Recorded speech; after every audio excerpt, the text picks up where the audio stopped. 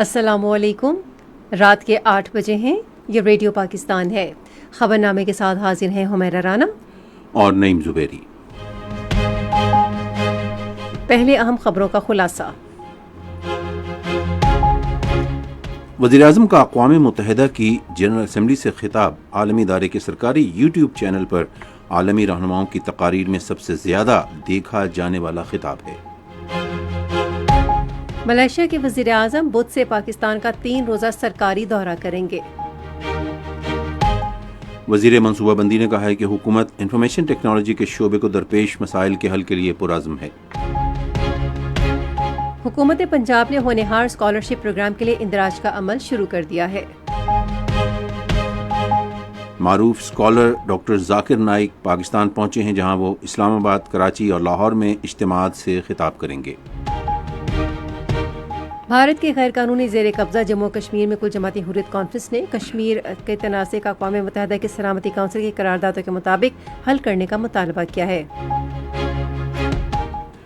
اسرائیل کے جاری حملوں کے پیش نظر 1 لاکھ شامی اور لبنانی باشندے لبنان سے شام نقل مکانی کر گئے ہیں۔ ترجمے کا عالمی دن آج منایا گیا۔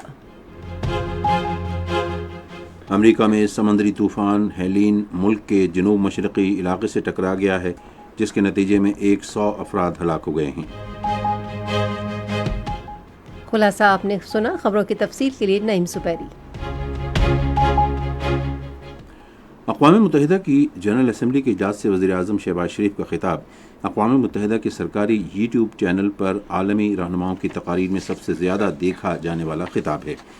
رائے عامہ پر تحقیق کے اقوام متحدہ کے مرکز کے اعداد و شمار کے مطابق وزیر اعظم شہباز شریف وہ شخصیت بن گئے ہیں جن کے ناظرین کی تعداد اقوام متحدہ کے سرکاری چینل پر سب سے زیادہ ہے۔ اقوام متحدہ کی جنرل اسمبلی سے وزیر اعظم کے خطاب کو 1,37,000 لوگوں نے دیکھا۔ اقوام متحدہ کے سرکاری چینل نے عالمی رہنماؤں کے خطاب کی لائیو سٹریمنگ کی۔ اس کے علاوہ تقریباً 16 لاکھ ناظرین نے شہباز شریف کا خطاب الجزیرہ کے ٹک ٹاک اکاؤنٹ پر دیکھا۔ ملائیشیا کے وزیر اعظم داتو سری انور ابراہیم بدھ سے جمعے تک پاکستان کا سرکاری دورہ کریں گے۔ وہ وزیر اعظم شہباز شریف کی دعوت پر پاکستان کا دورہ کر رہے ہیں۔ داتو سری انور ابراہیم کے ہمراہ وزراء، نائب وزراء اور اعلیٰ حکام پر مشتمل اعلیٰ سطح کا وفد بھی ہوگا۔ دورے کے دوران وہ وزیر اعظم شہباز شریف سے ملاقات کریں گے۔ فریقین تجارت، روابط، توانائی، زراعت، حلال انڈسٹری، سیاحت، ثقافتی تبادلوں اور عوامی رابطوں سمیت مختلف شعبوں میں پاک ملائیشیا تعلقات کو مزید مضبوط بنانے کے وسیع ایجنڈے پر تبادلہ خیال کریں گے۔ وہ علاقائی اور عالمی حالات پر بھی تبادلہ خیال کریں گے۔ پاکستان اور ملائیشیا کے درمیان تاریخ، ثقافت اور عقیدے کے رشتوں سے منسلک مضبوط 2 طرفہ تعلقات ہیں۔ یہ دورہ پاکستان اور ملائیشیا کے درمیان تعلقات کو مزید مضبوط بنانے کا اہم موقع فراہم کرے گا۔ نائب وزیر اعظم اسحاق ڈار کی زیر صدارت 2 کمیٹیوں کے الگ الگ اجلاس آج اسلام آباد میں منعقد ہوئے۔ ایک اجلاس میں بین الوزارتی کمیٹی نے متحدہ عرب امارات کے ساتھ مشترکہ وزارتی کمیشن کے 12ویں اجلاس کی تیاریوں کا جائزہ لیا۔ مشترکہ وزارتی کمیشن کا اجلاس آئندہ ماہ ابوظہبی میں ہوگا۔ دوسرا اجلاس گردشی قرضے کے مسئلے کو حل کرنے اور RLNG کی قیمت کو مناسب سطح پر لانے سمیت تلاش و پیداوار کے شعبے کے اہم مسائل کے حل کے لیے وزیر اعظم کی ہدایت پر قائم کی گئی کمیٹی کا 4تھا اجلاس تھا۔ مذہبی امور اور بین المذاہب ہم آہنگی کے وزیر چودھری صالح حسین نے کہا ہے کہ پاکستان اور عمان کو بین المذاہب اور بین الثقافتی مذاکرات کے ذریعے دنیا میں مذہبی ہم آہنگی، امن اور رواداری کے فروغ کے لیے مل کر کام کرنا چاہیے۔ عمان کے وزیر اوقاف اور مذہبی امور محمد بن سعید بن خلفان المعماری سے عمان میں ملاقات کے دوران انہوں نے کہا کہ رواداری اور احترام اسلامی تعلیمات کا بنیادی حصہ ہیں۔ انہوں نے مسلم ممالک کے درمیان اتحاد کی ضرورت پر زور دیا۔ فریقین نے دینی مدارس کے نصاب کو اسلامی تعلیمات کے مطابق مزید بہتر بنانے کے لیے ہر ممکن تعاون پر بھی اتفاق کیا۔ چودھری صالح حسین نے شریعت کے مطالعے، قرآن اور اسلامی تاریخی تعلیم کے لیے دونوں ملکوں کے دینی تعلیمات کے اداروں کے درمیان طلباء کے تبادلے کے پروگرام شروع کرنے کی بھی تجویز پیش کی۔ منصوبہ بندی اور ترقی کے وفاقی وزیر احسن اقبال نے کہا ہے کہ حکومت نے IT کے شعبے کو درپیش مسائل حل کرنے کا عزم کر رکھا ہے۔ انہوں نے آج نارووال میں ایک تقریب سے خطاب کرتے ہوئے یہ بات زور دے کر کہی کہ یہ ٹیکنالوجی کا دور ہے اور پوری دنیا نے IT کے شعبے میں نمایاں ترقی کی ہے۔ انہوں نے یقین ظاہر کیا کہ نئی نسل ٹیکنالوجی کے شعبے میں سب سے آگے ہوگی۔ وفاقی وزیر نے امید ظاہر کی کہ پاکستان جلد ہی انفارمیشن ٹیکنالوجی کے شعبے میں انتہائی ترقی یافتہ ملکوں کی صف میں شامل ہو جائے گا۔ اوورسیز سرمایہ کاروں کے ایوان تجارت نے ٹیک فیسٹیول ITCN ایشیا میں پاکستان کے IT اور ٹیلی کام شعبوں کی ترقی کے عزم کا اعادہ کیا ہے۔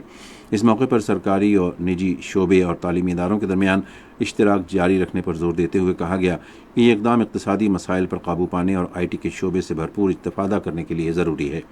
پاکستان کی IT برآمدات کا حجم 2028 تک 10 سے 18 ارب ڈالر جبکہ IT صنعت میں سالانہ اضافہ 6 ارب ڈالر تک ہونے کی توقع ہے۔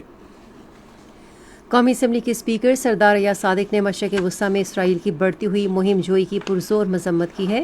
انہوں نے ایک بیان میں کہا کہ ایسی کارروائیوں سے علاقے کا امن تباہ ہو جاتا ہے اور علاقائی سلامتی کو خطرہ لاحق ہوتا ہے۔ اسپیکر نے غزہ اور لبنان میں اسرائیل کی فوجی کارروائیوں کے نتیجے میں عورتوں اور بچوں سمیت بے گناہ شہریوں کی ہلاکت پر گہرے دکھ کا اظہار کیا۔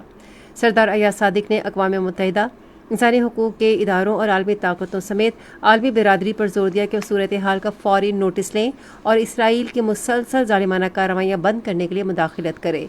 اسپیکر نے غزہ اور لبنان کے عوام کے لیے پاکستان کی غیر متزلزل حمایت کا اعادہ کیا اور یقین دلایا کہ پاکستان خطے میں انسانی حقوق اور امن کی بحالی کے لیے آواز بلند کرتا رہے گا۔ سینٹ کے چیئرمین سید یوسف رضا گیلانی نے جنوبی پنجاب میں ترقیاتی کاموں کی رفتار تیز کرنے کی ضرورت پر زور دیا ہے۔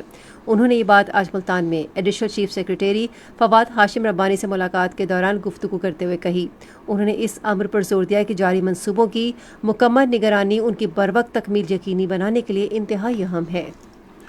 پاکستان پیپلز پارٹی کے چیئرمین بلاول بھٹو زرداری نے بلوچستان کی حکومت پر زور دیا ہے کہ وہ سیلاب سے متاثرہ افراد کی مدد کے لیے تمام دستیاب وسائل بروئے کار لائے۔ انہوں نے آج کوئٹہ میں متاثرین سیلاب کے درمیان چیکس تقسیم کرتے ہوئے کہا کہ ہمیں موسمیاتی تبدیلی کے مسئلے کو سنجیدگی سے لیتے ہوئے لوگوں کو زیادہ سے زیادہ سہولتیں فراہم کرنی چاہیے۔ بلاول بھٹو نے کہا کہ بلوچستان کے وسائل محدود ہیں اور ان وسائل کو صحیح طریقے سے استعمال کرنے کی ضرورت ہے۔ ادھر کوئٹہ میں پیپلز لائرز فورم سے خطاب کرتے ہوئے بلاول بھٹو زرداری نے کہا کہ پاکستان مسلم لیگ نون اور پاکستان پیپلز پارٹی نے ملک کی ترقی کے لیے میثاق جمہوریت پر دستخط کیے۔ انہوں نے کہا کہ پیپلز پارٹی نے ہمیشہ جمہوریت کے لیے قربانیاں دیں۔ انہوں نے کہا ہم عوام کی فلاح و بہبود کے لیے کام جاری رکھیں گے۔ یہ خبریں آپ ریڈیو پاکستان سے سن رہے ہیں۔ موسمیاتی تبدیلی کے بارے میں وزیر اعظم کے رابطہ کار رومینہ خورشید عالم نے کہا ہے کہ قدرتی آفات کے دوران سانحات سے بہتر طور پر نمٹنے کے لیے متاثرہ آبادیوں کو وسائل اور مہارت کے ساتھ با اختیار بنانا ناگزیر ہے۔ آج اسلام آباد میں ایک تقریب سے خطاب کرتے ہوئے انہوں نے کہا کہ افراد کو مہارتوں اور وسائل سے لیس کرنے سے قدرتی آفت کے بعد مستقل نوعیت کے روزگار کے مواقع پیدا کرنے میں مدد مل سکتی ہے۔ رابطہ کار نے کہا کہ مختلف طبقات، بنیادی ڈھانچہ اور ماحولیاتی نظام آپس میں باہم مربوط ہیں اور کسی ایک شعبے کو مضبوط بنانے سے دیگر شعبوں پر مثبت اثرات مرتب ہوتے ہیں اور مجموعی طور پر زیادہ پائیدار اور سازگار فضا پیدا ہوتی ہے۔ تربیلا کا 1530 میگا واٹ کی پیداواری صلاحیت کا حامل 5واں توسیعی منصوبہ 2025-26 میں مکمل ہوگا۔ سرکاری ذرائع کے مطابق یہ منصوبہ عالمی بینک اور ایشین انفراسٹرکچر انویسٹمنٹ بینک کے مالی تعاون سے مکمل کیا جا رہا ہے۔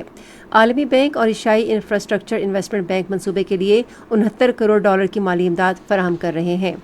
تربیلا کے 5ویں توسیعی منصوبے کی تکمیل سے ڈیم کی پیداواری صلاحیت 4888 میگا واٹ سے بڑھ کر 6418 میگا واٹ ہو جائے گی اور تربیلا بجلی گھر ملک کا پانی سے بجلی پیدا کرنے والا سب سے بڑا ڈیم بن جائے گا۔ پنجاب کی منصوبہ بندی اور ترقیاتی بورڈ نے مختلف شعبوں کی کئی اسکیموں کے لیے 3 ارب 47 کروڑ روپے سے زائد فنڈز کی منظوری دی ہے۔ یہ منظوری آج لاہور میں پنجاب کی صوبائی ترقیاتی ورکنگ پارٹی کے 33ویں اجلاس میں دی گئی۔ وزیر اعلیٰ پنجاب مریم نواز شریف نے ہونہار اسکالرشپ پروگرام کے لیے رجسٹریشن کا آغاز کر دیا ہے۔ اس خبر کے حوالے سے مزید تفصیل ہمارے لاہور کے نمائندے سید قاسم بخاری کی اس رپورٹ میں۔ عالمی جاب مارکیٹ کے تقاضوں کے مطابق ہونہار اسکالرشپ پروگرام کے تحت 68 ڈسپلنز میں سالانہ 30,000 طلبہ کو اسکالرشپ دیا جائے گا۔ 50 public sector universities, 16 medical colleges اور 131 گریجویٹ کالجز کے طلبہ کو ہونہار اسکالرشپ دیا جائے گا۔ ہونہار اسکالرشپ پروگرام کے تحت 8 سال میں 130 ارب روپے کے وظائف فراہم کیے جائیں گے اور آئندہ 4 سالوں میں 1,20,000 طلبہ اس سے مستفید ہوں گے۔ اپنے بیان میں وزیر اعلیٰ پنجاب مریم نواز نے کہا کہ انہوں نے اپنی پہلی تقریر میں کیا ہوا وعدہ پورا کر دیا ہے۔ انہوں نے کہا کہ ہونہار اسکالرشپ پروگرام کا آغاز ایک اہم سنگ میل ہے جو ذہین طلباء کی مالی رکاوٹوں کو ختم کرے گا۔ انہوں نے کہا کہ نوجوانوں کو اعلیٰ تعلیم اور بہترین روزگار فراہم کرنا چاہتے ہیں۔ جبکہ inspector general of police doctor Usman Anwar نے اعلان کیا ہے کہ سیف سٹیز منصوبے کو صوبے بھر کی 140 تحصیلوں تک جلد توسیع دی جائے گی۔ انہوں نے آج لاہور میں ایک تقریب میں اظہار خیال کرتے ہوئے اس بات پر زور دیا کہ پولیس دہشت گردوں، انتہا پسندوں یا آئین سے انحراف کرنے والوں کو کامیاب ہونے نہیں دے گی۔ آئی جی نے کہا کہ کچے کے علاقوں میں خدمات انجام دینے والوں کو اب فیکس 25,000 روپے الاؤنس ملے گا۔ وکلاء برادری پاکستان میں آئینی عدالت کے قیام کی حمایت کا اظہار کر رہی ہے۔ اسلام آباد ہائی کورٹ بار ایسوسی ایشن کے سیکریٹری ایڈوکیٹ شفقت تارڑ نے کہا ہے کہ لوگوں اور عدالتوں کا زیادہ تر وقت آئینی اور سیاسی مقدمات کی سماعت میں ضائع ہوتا ہے اور عام لوگوں کے مقدمات کی سماعت میں تاخیر ہوتی ہے۔ انہوں نے کہا کہ عدلیہ میں اصلاحات کی اشد ضرورت ہے۔ پاکستان میں آئینی عدالت کے قیام کے موقف کی حمایت کرتے ہوئے ایڈوکیٹ طاہر چودھری نے کہا کہ 50 سے زیادہ ملکوں میں آئینی عدالتیں موجود ہیں اور پاکستان میں اس کا قیام کوئی نئی بات نہیں ہوگی۔ پاکستان یونٹی کونسل کی جانب سے کراچی میں آئینی ترامیم اور آئینی عدالت کے قیام کے حق میں ریلی کا اہتمام کیا گیا۔ ریلی کے شرکاء نے آئینی عدالت کے قیام کو عوام کی آواز اور انصاف کی موجودہ ضرورت قرار دیا۔ شرکاء کا کہنا تھا کہ آئینی ترامیم وقت کی ضرورت ہیں اور آئینی عدالت عدلیہ کے کھوئے ہوئے وقار کو بحال کرنے میں معاون ثابت ہوگی۔ طلباء، سماجی کارکنوں اور وکلاء فورم کی جانب سے آئینی ترامیم کے حق میں خانوال پریس کلب میں بھی پرامن مظاہرہ کیا گیا۔ شرکاء نے کہا کہ آئینی عدالت کے قیام سے سپریم کورٹ کا وقت بچے گا اور لوگوں کے مقدمات کی سماعت ہوگی۔ ممتاز اسلامی اسکالر ڈاکٹر ذاکر نائک اسلام آباد پہنچ گئے ہیں۔ وزیراعظم یوتھ پروگرام کے چیئرمین رانا مشہود اور وزارت مذہبی امور کے حکام نے ہوائی اڈے پر ان کا استقبال کیا۔ ڈاکٹر ذاکر نائک اسلام آباد، کراچی اور لاہور میں اجتماعات سے خطاب کریں گے۔ وہ نماز جمعہ کا خطبہ بھی دیں گے اور امامت کرائیں گے۔ پاکستان میں قیام کے دوران وہ اعلیٰ سرکاری حکام سے ملاقاتیں بھی کریں گے۔ یہ خبریں ریڈیو پاکستان سے نشر کی جا رہی ہیں۔ غیر قانونی طور پر بھارت کے زیر قبضہ جموں و کشمیر میں کل جماعتی حریت کانفرنس کے سینئر رہنما میرواز عمر فاروق نے اس بات پر زور دیا ہے کہ مقامی انتخابات دیرینہ تنازع کشمیر کا حل نہیں ہو سکتے جو پاکستان اور بھارت کے درمیان بنیادی تنازع ہے۔ میرواز عمر فاروق نے، جنہوں نے گزشتہ 5 سال کا بیشتر حصہ سری نگر میں گھر میں نظر بندی میں گزارا ہے، امریکی خبر رساں ادارے کو انٹرویو دیتے ہوئے کہا کہ ڈھونگ انتخابات سے اس اہم مسئلے کو حل نہیں کیا جا سکتا جسے بھارتی وزیر اعظم نریندر مودی کی ہندتوا حکومت نے 2019 کے بعد دبانے کی کوشش کی ہے۔ میرواز عمر فاروق نے زور دیا کہ ان انتخابات کا ہرگز یہ مطلب نہیں کہ اہم مسئلہ کشمیر حل ہو گیا ہے۔ انہوں نے اقوام متحدہ کی سلامتی کونسل کی قراردادوں کے مطابق مسئلے کے جامع حل کی ضرورت کو اجاگر کیا۔ Jammu Kashmir democratic freedom party نے بھارت کے غیر قانونی زیر قبضہ جموں کشمیر میں بھارتی قابض افواج کی طرف سے شروع کی گئی حالیہ خون ریزی کی مذمت کی ہے۔ پارٹی کے ترجمان ایڈوکیٹ ارشد اقبال نے سری نگر میں ایک بیان میں کولگام اور کٹھوعہ اضلاع میں کشمیری نوجوانوں کی شہادت پر گہری تشویش کا اظہار کیا۔ دریاسنا بھارتی فوجوں نے کٹھوعہ اور راجوری اضلاع میں بھارتی فوج کی مشترکہ ٹیم کی شروع کی گئی محاصرے اور تلاشی کی کارروائیاں آج تیسرے دن بھی جاری رکھیں۔ بھارتی پولیس نے سوشل میڈیا پر پوسٹ لگانے پر 3 نوجوانوں کو پوچھ گچھ کے لیے طلب کیا ہے۔ بی جے پی حکومت نے غیر قانونی سرگرمیوں کی روک تھام کے کالی قانون کے تحت ضلع پلوامہ میں ایک اور کشمیری بلال احمد لون کی جائیداد ضبط کر لی۔ ضبط کی گئی جائیداد میں ایک 2 منزلہ رہائشی مکان اور 16 مرلہ اراضی شامل ہے۔ امریکہ میں مقیم کشمیریوں اور ان کے حامیوں نے نیو یارک میں اقوام متحدہ کے سامنے احتجاجی مظاہرہ کرتے ہوئے بھارتی قبضے سے جموں و کشمیر کی آزادی کا مطالبہ کیا۔ مظاہرین نے بینرز اٹھا رکھے تھے جن پر انتخاب نہیں، اقوام متحدہ کی قراردادیں تنازع کشمیر کا حل ہیں اور کشمیر سے بھارتی فوج نکل جائے جیسے پیغامات درج تھے۔ کشمیری رہنما ڈاکٹر غلام نبی فائی نے اقوام متحدہ میں بھارتی وزیر خارجہ ڈاکٹر جے شنکر کی تقریر کو جھوٹ اور منافقت قرار دیتے ہوئے کہا کہ بھارت انسانی حقوق اور اقوام متحدہ کی قراردادوں کی خلاف ورزی کر رہا ہے۔ مقررین نے مقبوضہ جموں کشمیر میں بھارت کے اقدامات کی مذمت کرتے ہوئے اقوام متحدہ کی قراردادوں پر عمل درآمد اور حق خود ارادیت کا مطالبہ کیا۔ بھارت میں کانگریس کی جنرل سیکریٹری پریانکا گاندھی نے کہا ہے کہ بی جے پی حکومت جموں کشمیر میں ایسی پالیسیاں بنا رہی ہے جن سے غیر کشمیریوں کو فائدہ اور مقامی لوگوں کو نقصان پہنچے گا۔ انہوں نے لوگوں کو گمراہ کرنے کے لیے دہشت گردی کو ایک ہتھیار کے طور پر استعمال کرنے پر بی جے پی کو تنقید کا نشانہ بنایا۔ لبنان میں اسرائیل کے تازہ حملوں میں 100 سے زائد شہری شہید اور 300 سے زائد زخمی ہو گئے ہیں۔ دارالحکومت بیروت سمیت لبنان بھر میں اہداف کو نشانہ بنایا گیا۔ ادھر یمن کے ساحلی شہروں حدیدہ اور راس عیسیٰ میں پاور پلانٹ اور بندرگاہ پر اسرائیلی فضائیہ کے حملوں میں کم از کم 4 افراد شہید ہو گئے ہیں۔ پناہ گزینوں کے لیے اقوام متحدہ کے ہائی کمشنر فلیپو گرانڈی نے کہا ہے کہ اسرائیلی حملوں کے نتیجے میں 1 لاکھ سے زیادہ شامی اور لبنانی باشندے لبنان سے نکل کر شام چلے گئے ہیں۔ پناہ گزینوں کے لیے اقوام متحدہ کے ہائی کمشنر نے سماجی رابطے کی ویب سائٹ ایکس پر اپنے پیغام میں کہا کہ پناہ گزینوں کے لیے اقوام متحدہ کا ادارہ نئے آنے والے پناہ گزینوں کی مدد کے لیے داخلے کے 4 سرحدی مقامات پر مقامی حکام اور شام کی انجمن ہلال احمر کے ساتھ خدمات انجام دے رہا ہے۔ امریکہ کے جنوب مشرقی علاقے میں سمندری طوفان ہیلین سے ملک میں 100 سے زیادہ افراد ہلاک اور لاکھوں بجلی کی سہولت سے محروم ہو گئے ہیں۔ شمالی کیرولینا میں 400 سے زائد سڑکیں بند ہیں اور پہاڑی شہر ایشویلے کا رابطہ زیادہ تر علاقوں سے منقطع ہو گیا ہے۔ آج زبانوں کے ترجمے کا عالمی دن منایا جا رہا ہے۔ یہ دن منانے کا مقصد ماہرین لسانیات کے کام کو خراج تحسین پیش کرنا ہے، جن کا قوموں کو ایک پلیٹ فارم پر جمع کرنے، مکالمے کو آسان بنانے اور عالمی امن و سلامتی کے قیام میں اہم کردار ہے۔ اس بارے میں آگاہی میں اضافہ ہو رہا ہے کہ زبانیں ترقی اور ثقافتی تنوع کو یقینی بنانے اور بین الثقافتی مکالمے میں کلیدی کردار ادا کرتی ہیں۔ آپ سن رہے ہیں ریڈیو خبرنامہ۔ ریڈیو خبرنامے میں اب پیش ہیں کھیلوں کی خبریں۔ آئیے سنتے ہیں حمیرہ رانا سے۔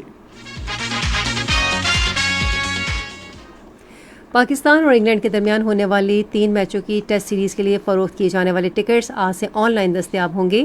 شائقین کی سہولت کے لیے کاغذی ٹکٹس اگلے ماہ کی 4 تاریخ سے مختلف آؤٹ لیٹس پر بھی دستیاب ہوں گے۔ پاکستان اور انگلینڈ کے درمیان ہونے والی 3 میچوں کی ٹیسٹ سیریز ICC عالمی ٹیسٹ چیمپئن شپ 2023-25 کا حصہ ہے۔ سیریز کے پہلے 2 ٹیسٹ میچز اگلے ماہ کی 7 تاریخ سے ملتان کرکٹ اسٹیڈیم میں کھیلے جائیں گے، جبکہ تیسرا test match Rawalpindi cricket stadium میں اگلے ماہ کی 24 تاریخ کو کھیلا جائے گا۔ شائقین کی حوصلہ افزائی کے لیے ملتان اسٹیڈیم میں جنرل انکلوژر اور راولپنڈی اسٹیڈیم میں پریمیم انکلوژر کا داخلہ مفت ہوگا۔ ملتان میں ہونے والے پہلے 2 ٹیسٹ میچوں کے بقیہ 4 روز کے لیے ٹکٹوں کی قیمت 50 سے 2500 روپے تک ہوگی، جبکہ راولپنڈی میں ٹکٹس کی قیمت 200 سے 2500 روپے ہوگی۔ پاکستان کی ٹیسٹ کرکٹ ٹیم کے کپتان شان مسعود نے انگلینڈ کے خلاف ٹیسٹ سیریز کی اہمیت اجاگر کرتے ہوئے اسے ٹیم کے لیے اہم لمحہ قرار دیا ہے۔ ایک پریس کانفرنس کے دوران شان مسعود نے بنگلہ دیش کے خلاف حالیہ سیریز کو مایوس کن قرار دیا، تاہم ٹیم کے مستقبل کے حوالے سے اچھی امید ظاہر کی۔ انہوں نے شکست کے بعد کھلاڑیوں کا حوصلہ بڑھانے پر زور دیا۔ انہوں نے کہا کہ شکست کے بعد ٹیم میں تبدیلی کرنا تو آسان ہے، تاہم ہمیں کھلاڑیوں کا حوصلہ بلند کرنا چاہیے۔ انہوں نے ایک مضبوط ٹیم بنانے پر زور دیتے ہوئے بہتر نتائج کے حصول کا عزم ظاہر کیا۔ شان مسعود نے کہا کہ ٹیسٹ کرکٹ میں کھلاڑیوں کی ذہنی اور جسمانی فٹنس نہایت اہمیت کی حامل ہے۔ پاکستان کے سینئر اسکواش کھلاڑی عرفان اصغر نے چین کے شہر مکاؤ میں ہونے والی 6ٹھی ایشین ماسٹر اسکواش چیمپئن شپ جیت لی ہے۔ پاکستان اسکواش فیڈریشن کے مطابق عرفان اصغر نے اپنے کورین حریف ریوں ہو کو 3-0 سے ہرا کر پاکستان کے لیے ٹائٹل جیتا۔ انہوں نے 11-6, 11-4 اور 14-12 کے اسکور سے اپنے مخالف کو شکست دی۔ یہ ایشین ماسٹر اسکواش چیمپئن شپ میں عرفات کا دوسرا ٹائٹل ہے۔ اس سے پہلے عرفان اصغر نے 2010 میں یہ ٹائٹل جیتا تھا۔ عرفان اصغر اس وقت پاکستان اسکواش فیڈریشن میں ڈائریکٹر اکیڈمیز کے طور پر خدمات انجام دے رہے ہیں اور ابھرتے ہوئے کھلاڑیوں کے لیے متاثر کن حیثیت رکھتے ہیں۔ وابڈا، آرمی اور کسٹمز کی ٹیموں نے اسلام آباد میں جاری قومی جونیئر ہاکی چیمپئن شپ کے کوارٹر فائنل کے لیے کوالیفائی کر لیا ہے۔ چیمپئن شپ کے گروپ میچز ابھی جاری ہیں، جن میں دیگر ٹیمیں کوارٹر فائنل کے لیے کوالیفائی کرنے کے لیے بھرپور کوششیں کر رہی ہیں۔ چیمپئن شپ کے کوارٹر فائنل 2 اکتوبر کو کھیلے جائیں گے۔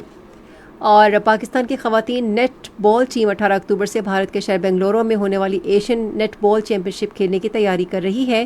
ٹیم نے برطانوی کوچ ایلی مور کی خدمات حاصل کرتے ہوئے چیمپئن شپ میں شرکت کے لیے اپنی تیاریاں تیز کر دی ہیں، جو پہلے پاکستان کھلاڑیوں کی کارکردگی کا جائزہ لے چکی ہیں۔ برطانوی کوچ ایک تجربہ کار کوچ ہیں، وہ اس وقت لندن میں موجود پاکستانی کھلاڑیوں کی مہارتیں بڑھانے کے لیے ان کی تربیت کر رہی ہیں۔ ایشین ویمن نیٹ بال چیمپئن شپ میں ایشیا بھر سے ٹیمیں حصہ لیں گی، جن میں بحرین، برونائی، چین، Hong Kong, Japan, Malaysia, Maldives, Philippines, Saudi Arab, Pakistan, Singapore, Sri Lanka, Thailand, Bharat اور چائنیز تائپے شامل ہیں۔ یہ تو تھی کھیل کے میدان سے کچھ خبریں، اور اب آپ کو لیے چلتے ہیں ہم تجارت کی دنیا میں۔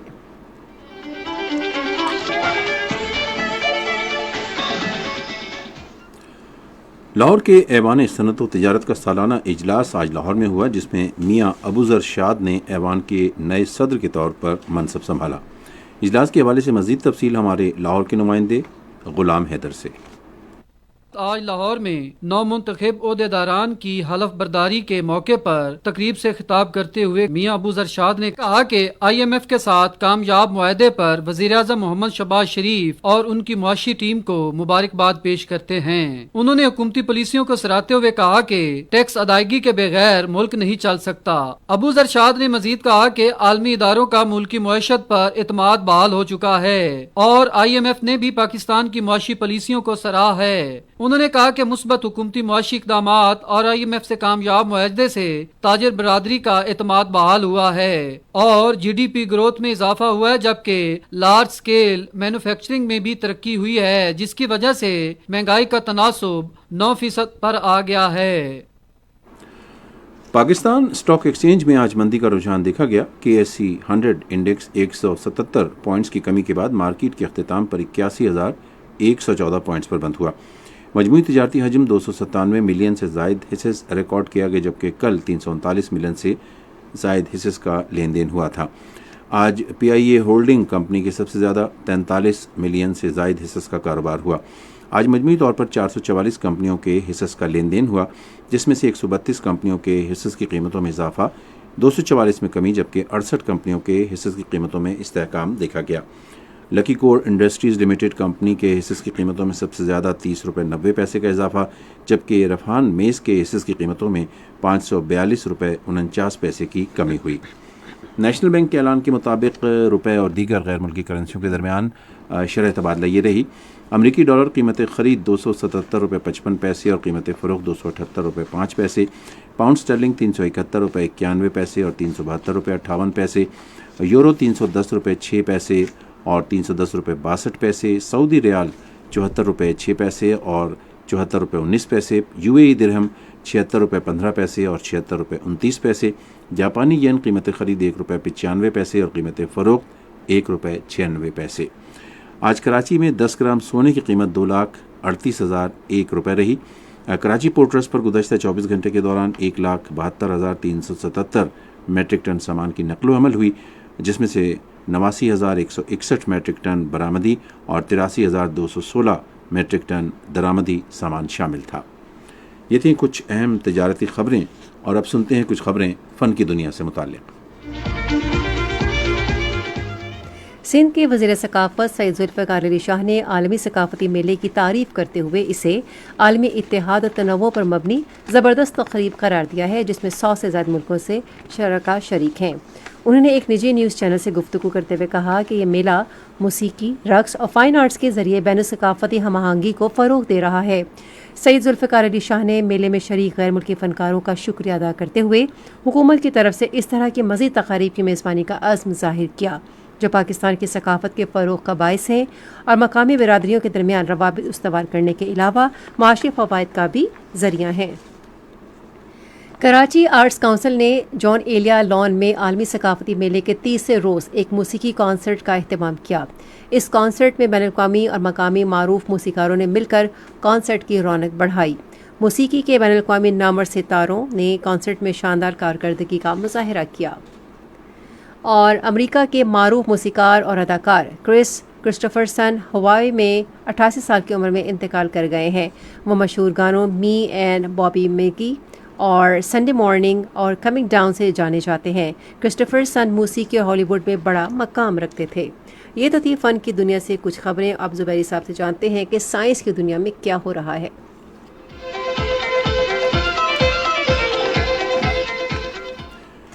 ایک نئی تحقیق میں بتایا گیا ہے کہ اسپیس ایکس اسٹار لنک مصنوعی سیارے ریڈیائی فلکیات کے لیے خطرناک ثابت ہو رہے ہیں۔ نیدرلینڈز انسٹیٹیوٹ برائے ریڈیائی آسٹرونامی کے تحقیق کاروں کے مطابق اسٹار لنک سیٹلائٹ سے غیر ارادی طور پر خارج ہونے والی الیکٹرو میگنیٹک شعاعیں پہلے کی نسبت 30 گنا زیادہ روشن ہیں، جس سے کہکشاؤں اور ستاروں کے مشاہدے میں مشکلات پیش آ رہی ہیں۔ گوگل نے تھائی لینڈ میں ڈیٹا سینٹر کی تعمیر، کلاؤڈ سروسز کی بڑھتی ہوئی مانگ اور جنوب مشرقی ایشیا میں مصنوعی ذہانت کے منصوبوں کے لیے $1 ارب کی سرمایہ کاری کا اعلان کیا ہے۔ سرمایہ کاری سے 2029 تک اوسطاً 14,000 نوکریوں کے مواقع پیدا ہوں گے۔ تھائی لینڈ کے وزیر اعظم نے گوگل کی سرمایہ کاری کا خیر مقدم کیا ہے۔ محققین نے دریافت کیا ہے کہ پرندوں جیسے پروں اور کیکڑے جیسی ٹانگوں کی حامل ایک انوکھی مچھلی سی رابنز اپنی ان ٹانگوں کو دفن شدہ شکار کا سراغ لگانے کے لیے استعمال کرتی ہے۔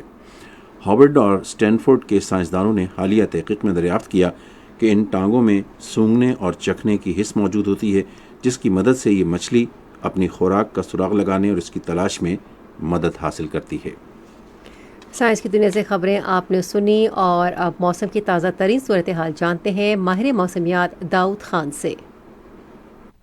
موسم کی تازہ ترین صورتحال کے مطابق اس وقت شمالی و جنوبی بلوچستان اور پشاور سمیت بالائی خیبر پختونخوا میں تیز ہواؤں اور گرج چمک کے ساتھ چند مقامات پہ بارش ہو رہی ہے۔ گزشتہ 24 گھنٹوں کے دوران ملک کے بیشتر علاقوں میں موسم گرم اور خشک رہا، تاہم بالائی خیبر پختونخوا اور شمال مشرقی بلوچستان میں چند مقامات پہ تیز ہواؤں اور گرج چمک کے ساتھ بارش ہوئی۔ سب سے زیادہ بارش بارخان میں 3، دیر اور چترال میں 1 ملی میٹر ریکارڈ کی گئی۔ آئندہ 24 گھنٹوں کے دوران بھی ملک کے بیشتر علاقوں میں موسم گرم اور خشک رہے گا، تاہم بالائی خیبر پختونخوا میں چند مقامات پہ تیز ہواؤں گرج چمک کے ساتھ بارش کی توقع۔ آج ریکارڈ کیے گئے زیادہ سے زیادہ درجہ حرارت دادو میں 42، جبکہ موئنجودڑو اور شہید بن نذیر آباد میں 41 ڈگری سینٹی گریڈ ریکارڈ کیا گیا۔ دیگر شہروں میں ریکارڈ کیے گئے زیادہ سے زیادہ درجہ حرارت اسلام آباد 34، مری 24، لاہور اور کراچی 35، پشاور 38، کوئٹہ 32، مظفر آباد 36، گلگت 34، کردو 26، سری نگر 30، جموں 32، لئی 22، پلوامہ 28، جبکہ شوپیاں میں 27 ڈگری سینٹی گریڈ ریکارڈ کیا گیا۔ خبرنامہ ختم کرنے سے پہلے اہم خبروں کا خلاصہ ایک بار پھر سماعت کیجیے۔ وزیر اعظم کا اقوام متحدہ کی جنرل اسمبلی سے خطاب عالمی ادارے کے سرکاری یوٹیوب چینل پر عالمی رہنماؤں کی تقاریر میں سب سے زیادہ دیکھا جانے والا خطاب ہے۔ ملیشیا کے وزیر اعظم بدھ سے پاکستان کا 3 روزہ سرکاری دورہ کریں گے۔ وزیر منصوبہ بندی نے کہا ہے کہ حکومت انفارمیشن ٹیکنالوجی کے شعبے کو درپیش مسائل کے حل کے لیے پرعزم ہے۔ حکومت پنجاب نے ہونہار اسکالرشپ پروگرام کے لیے اندراج کا عمل شروع کر دیا ہے۔ معروف اسکالر ڈاکٹر ذاکر نائک پاکستان پہنچے ہیں، جہاں وہ اسلام آباد، کراچی اور لاہور میں اجتماعات سے خطاب کریں گے۔ بھارت کے غیر قانونی زیر قبضہ جموں کشمیر میں کل جماعتی حریت کانفرنس نے کشمیر کا تنازع اقوام متحدہ کی سلامتی کونسل کی قراردادوں کے مطابق حل کرنے کا مطالبہ کیا ہے۔ اسرائیل کے جاری حملوں کے پیش نظر 1 لاکھ شامی اور لبنانی باشندے لبنان سے شام نقل مکانی کر گئے ہیں۔ ترجمے کا عالمی دن آج منایا گیا۔ اور امریکہ میں سمندری طوفان ہیلین ملک کے جنوب مشرقی علاقے سے ٹکرا گیا، جس کے نتیجے میں 100 افراد ہلاک ہو گئے ہیں۔ خبرنامہ آپ نے سنا۔ پینل انجینئر تھے نوید اکرم، سپروائزر شعبہ اردو ہنا شاہد، مدیر ہوم ڈیسک وسیم احمد، مدیر فورن ڈیسک ماجد علی محمود، نیوز پروڈیوسر حماد کیانی، مدیر اعلیٰ سعید احمد قریشی، نگران اعلیٰ امان اللہ سپرا، پیشکش شعبہ خبر ریڈیو پاکستان۔ مزید خبروں اور تجزیوں کے لیے ہماری ویب سائٹ ہے radio.gov.pk، اور آپ ریڈیو پاکستان کے آفیشیل فیس بک پیج ریڈیو پاکستان نیوز پر خبرنامے کی براہ راست ویڈیو اسٹریمنگ بھی ملاحظہ کر سکتے ہیں۔ ہمیرا رانا اور نعیم زبیری اپنی نیوز ٹیم کے ہمراہ آپ سے چاہتے ہیں اجازت۔ اللہ حامی و ناصر۔